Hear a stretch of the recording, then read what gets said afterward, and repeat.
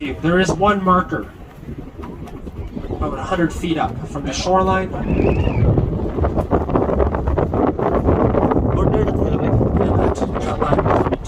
cut line itself, you see on either side of us now. Oh, this is the border. Across. This is the border. It's actually cut every year by a team of trained beavers we have on leashes. So itong side, this side will be the US and Canada. It's actually cut every 10 to 15 years by both the Canadian and US park trail teams. They'll take turns going up there with chainsaws, axes, and brush cutters. So we're here now in US. Clearing that border accordingly.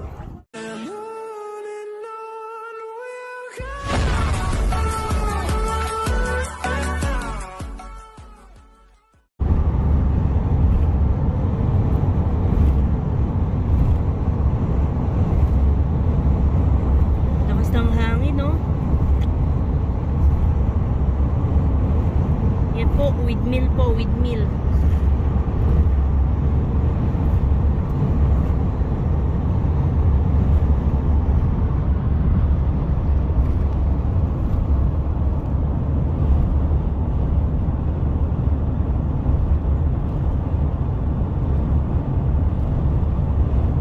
Ba't yun, babe, yung isa o hindi umiigot? Sa kaliwa mo.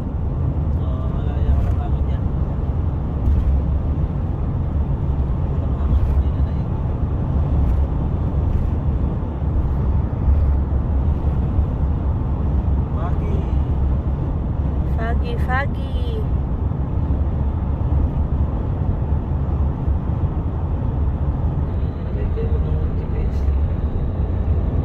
Diretso lang, babe. Bibidyo ko eh. Bibidyo ko bundok. Ang ganda. Ito to, ang ganda oh. Ang ganda ng view. Ang ganda oh. Ooh. Look at that. Nice.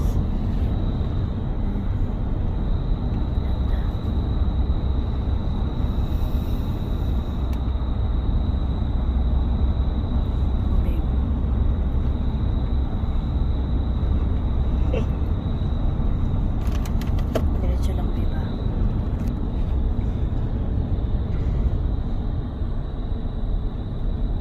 So paano tayo lagay? Mamaya tayo babalik na sa taas.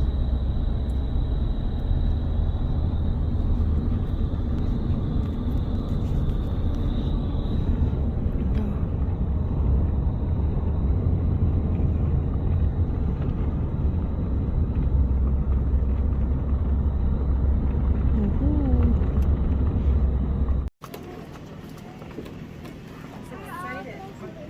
So we're going to ride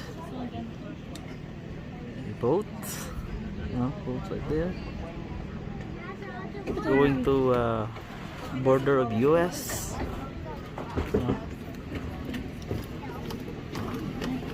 Waterton National Park. Nice. Tickets is over there.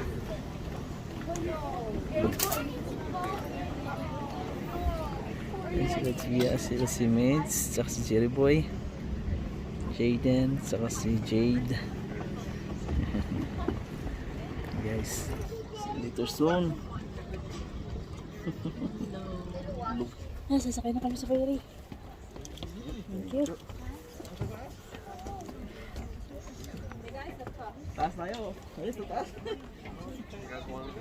Ayan. Okay.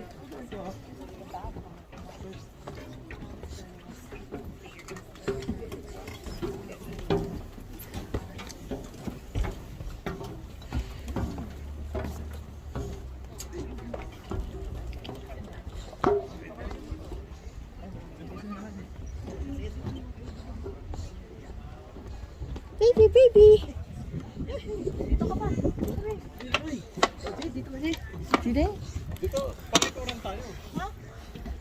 Dito ka dyan. Dito, talikuran tayo. Sige. Yan, tama. Alright. Kaya magawak ko to. Ay, dito ka sa tabi ni baby. Hindi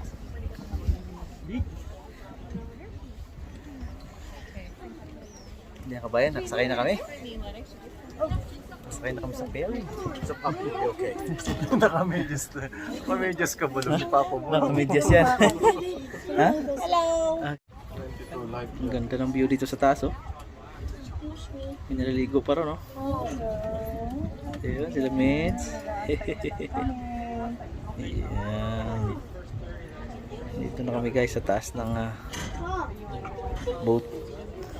Yun yung parking lot sa dulo.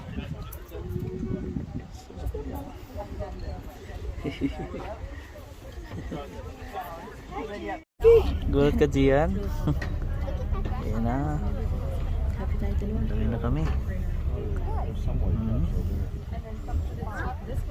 So yeah, that's the view here. We're so deep already. As you can see, a very nice view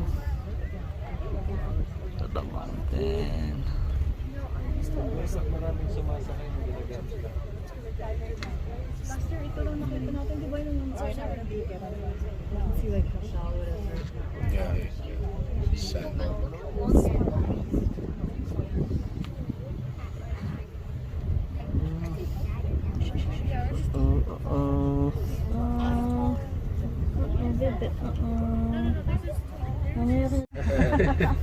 Hopefully you're ready for a boat ride. If you're not, it's too late now. Welcome aboard the Miss Waterton for our cruise down the Upper Waterton Lake this afternoon. As we round the yellow markers here, we'll have our first view of the day. There's a sandbar. You can see if you have polarized lenses, it stretches out to the second yellow marker up ahead of us. So we have to go out and around that each and every trip. As we do so, off to your right side, you'll have a view. Within 7 miles, or 11 kilometers down the Upper Waterton Lake to the very south end, Goat Hunt Ranger Station and Montana. We'll be going just over halfway down the lake, crossing that border, about 45 minutes each way. We'll do a big U-turn through the states, and then we will make our way back. Following the shoreline, as we do so, keeping our eyes open for wildlife. That will be our best chance, and probably the best chance while you're here in the park, to find some bears and other animals from time to time. But as we do leave the marina, I am required to give you folks a real brief safety talk. The Miss Waterton, as well as the crew, we're all trained and licensed through Transport Canada each and every year. The boat itself, the Miss Waterton, is licensed to carry 125 passengers. As such, we carry 128 adult life jackets. The life jackets for everyone here today in the main cabin below the seats. For everyone out back, we have extra ones in the cabin. Keep them out of the elements, out of the sun and the rain. For everyone on the upper deck, there are also life jackets in the very forwardmost compartment, and then all the children's life jackets kept right up here at the front of the boat as well. Other than life jackets, you may have noticed those two big white barrels in the upper deck and right back. Those are self-inflated life platforms. So in the unlikely case that we had to abandon ship, we'd simply push those over, they would self-inflate. We could all pile safely aboard, and from there we'd handle a dozen pebbles and just continue on with our friends, right? Get you your money's worth. All kidding aside, though, we do have our safety concerns well in hand. Our crew here today, we're all trained in man, firefighting and first aid. Your captain up here at the helm, this is Captain Steve. Captain Steve is one of our best and most experienced captains here with the company. He's been doing this for about 30 years now. With the company, there's 35 years, 37 is nearly 40, nearly 50 something. He's been doing this for. As we make our way around the lake, you'll notice a few spots where there are some docks. This is one of them here. This is the Crip Lake Trail. These folks got dropped off here earlier today, and now they're waiting to get picked up at 3:30 by another boat. These folks are down pretty quick. Pretty early to be down. We've done the hike already. Crip Lake Trail was rated one of Canada's best hikes. The reason for that is right near the end of the hike there's actually a ladder you have to climb, a tunnel you have to scurry your way through, and then a cliff you have to make your way up. This is highly rated for the adventurous sorts. These docks are all public use. People that have boats in town or kayaks, canoes, they can make their way down here and use these docks as well. After of this Crip Lake Trail now, there are no other trails along this side of the valley. There's no other trails. This side is untouched, the way it's meant to be.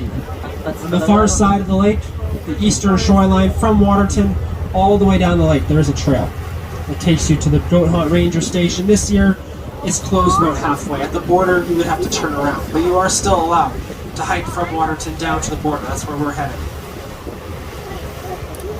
That's forest pala to, no?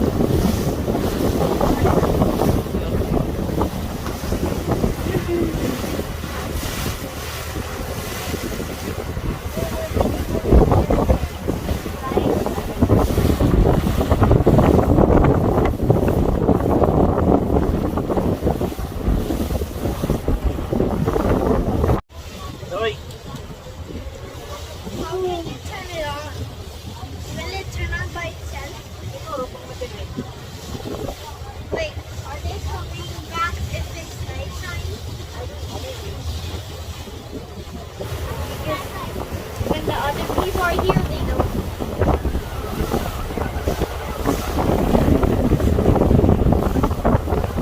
Buti nga, hindi ka napagod ito.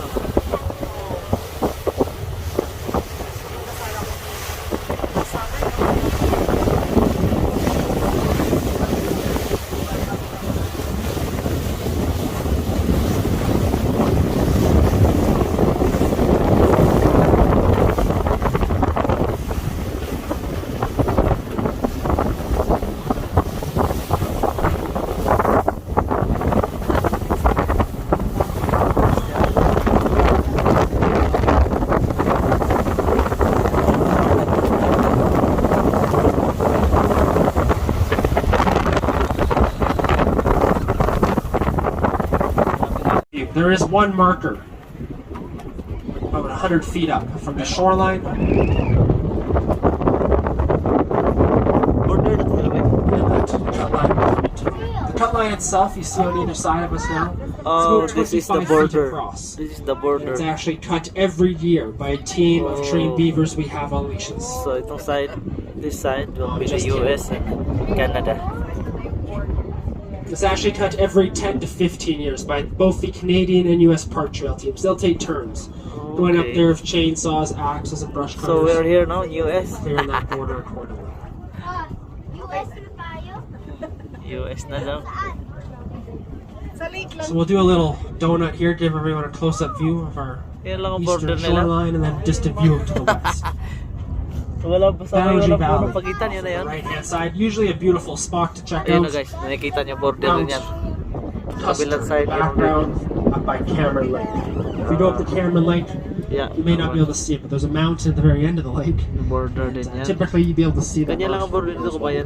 Ma, can we switch to Walang ano, walang pader. Can we switch to Basta may ano lang. Ma, Yan, laliko na tayo. can we switch Wow. down? Ayun mo yung border, oh. Look at that one. You know, Isa? Meron Isa? Look at that one.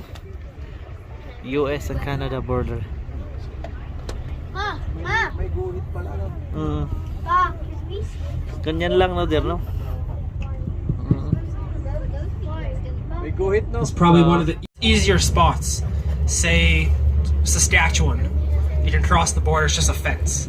Here, it's 55 kilometers to the nearest road. It's a 2 or 3 day hike through bear-infested mountain country to get to the nearest road. So that seems to do it. Welcome to Montana, though. Glacier National Park. Jump back in time a little bit. Glacier Park here was declared a national park back in 1910. Waterton was 1911, the year prior to Glacier. At that point, these were individual parks being managed and ran separately from each other, which really doesn't make a whole lot of sense. It's not like the bears stop at the border, the fish under the water certainly don't recognize that.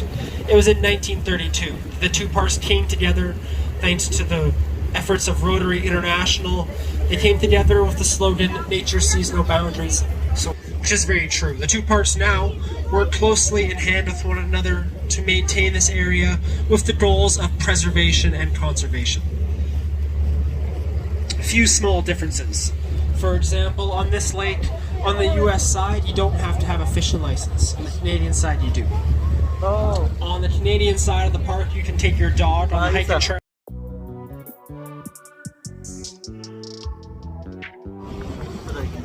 Ha? Balik na tayo. Pabalik na tayo. Ano, malababa na to rito. Oh. So good, you know? Find the island. Yeah, going back na. Can you zoom it? Where? There, yeah. Oh, like over there, look. There, you see? Okay, yeah. We'll see. What we got there?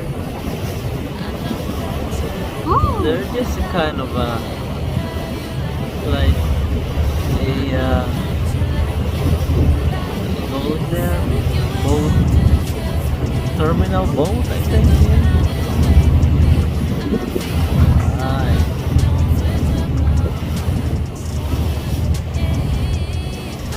You can see that closer. Huh? You can see that closer.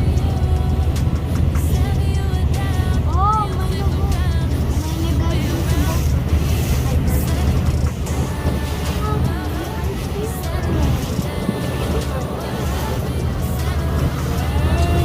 So here we're coming into to Boundary Bay. This is one of the main rivers that feeds the lake. At this time of the year, it is almost completely gone. But in the early spring, this Boundary Creek swells right up 5 or 6 feet higher than you see it now, and this whole center sandbar is almost completely underwater. It drains one of the active glaciers as well. There are 3 glaciers that feed this lake still, Boundary. and one of them, called the Dixon, comes out of this valley here. This is very clean mountain water. Obviously, it's coming right off the snowfields and the lakes, the alpine lakes. People always ask me, could you drink the water out of this lake? And the answer is yes. Yes, you could drink the water, and yes, you could get giardia, also known as beaver fever. Not something you want to get. 6 to 8 weeks of extreme intestinal discomfort if you got that parasite. That being said, with Captain Steve, myself, and Sam, we've all drank out of this lake multiple times throughout the summer, and any of us have never had a problem. Although there's a slight chance you could, which is why I don't recommend you try it. But I've had dehydration before. I can tell you I've took liters out of this lake. No issues. Pretty cool spot. You can just barely see through the smoke. The mountain in the background, behind the creek there, those are the Citadel Peaks of Porcupine Ridge, one of the more scenic mountains. If you've seen a postcard or a picture of Waterton, chances are there was a valley shot where you saw that mountain. In the distance, the Citadel Peaks. Old timers call it Old Sawtooth in the area. Looks like a saw blade. The First Nations know it as Atunyaluxus, which roughly translates to needles touching or needles in the heavens.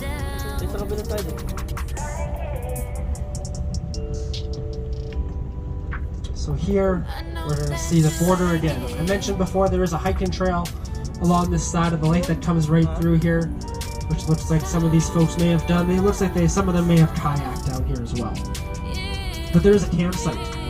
There are 8 different backcountry campsites throughout Waterton Park, and this Boundary Creek campsite has, I think, 3 or 4 spots.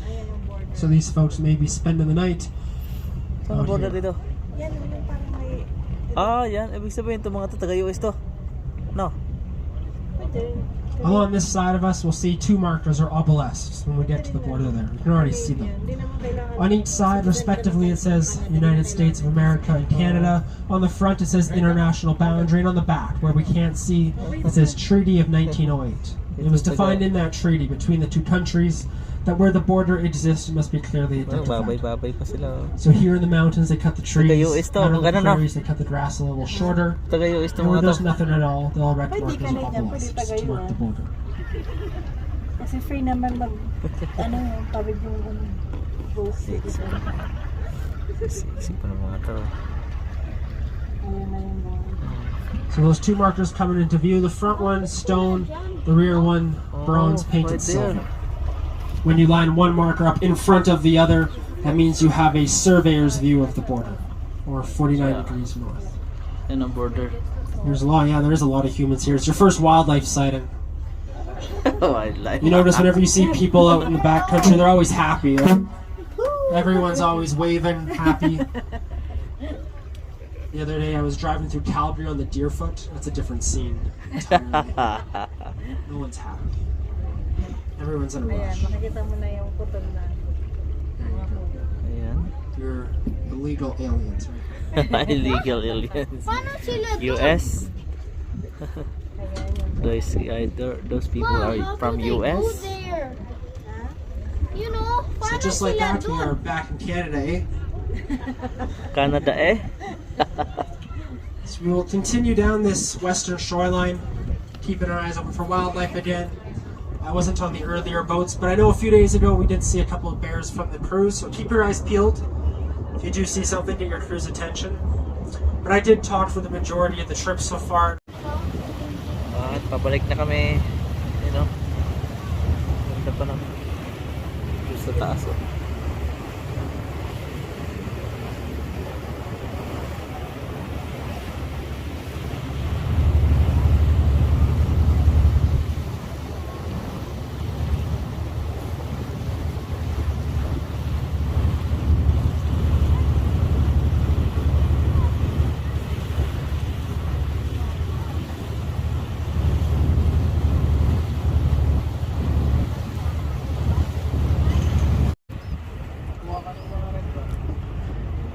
Here we go. Here we are.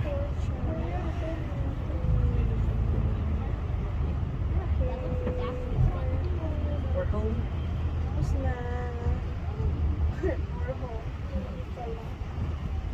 This is our house. Mama? Happy ba yung birthday mo? Enjoy ka? Punta ka naman. But I'm tired. You're tired? Cute. Dito na kami.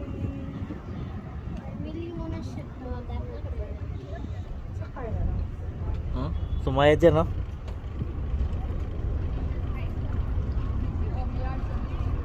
Go.